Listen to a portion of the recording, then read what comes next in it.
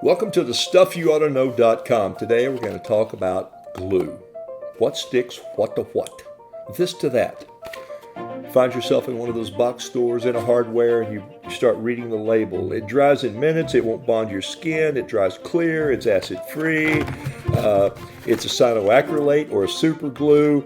Make sure it comes in no contact with your skin. We'll talk about that in a second. It's an epoxy in two parts. I have a part B, I also have a part A. I mix equal amounts together, stir it up.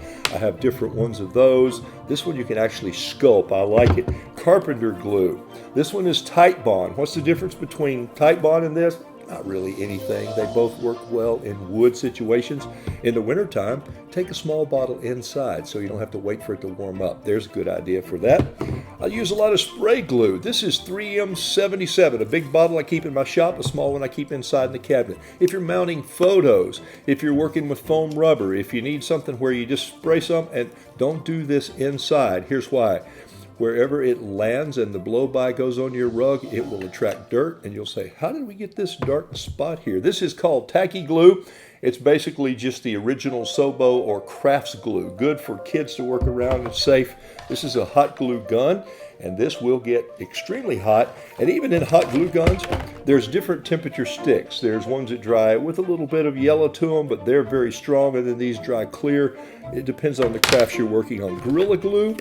Be careful with Gorilla Glue because it expands 2 to 4 times its size when you put it in. If you think you're going to fix your favorite coffee cup handle with this and you put too much Gorilla Glue, you're going to have like a big wart hanging off the side.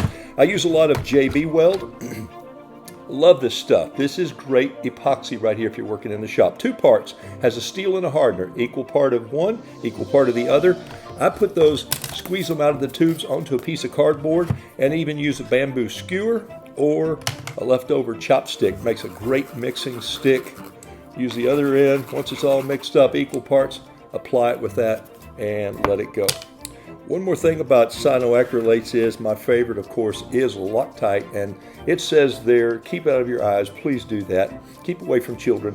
It also says, do not use this on your skin. I'll tell you, there's nothing that'll put your skin back together like this. So I'm a whittler, and sometimes I cut myself. I squeeze that cut together, 1 drop, a Band-Aid, no scar. A disclaimer on this video, but that's what I do, and that's what a lot of doctors do.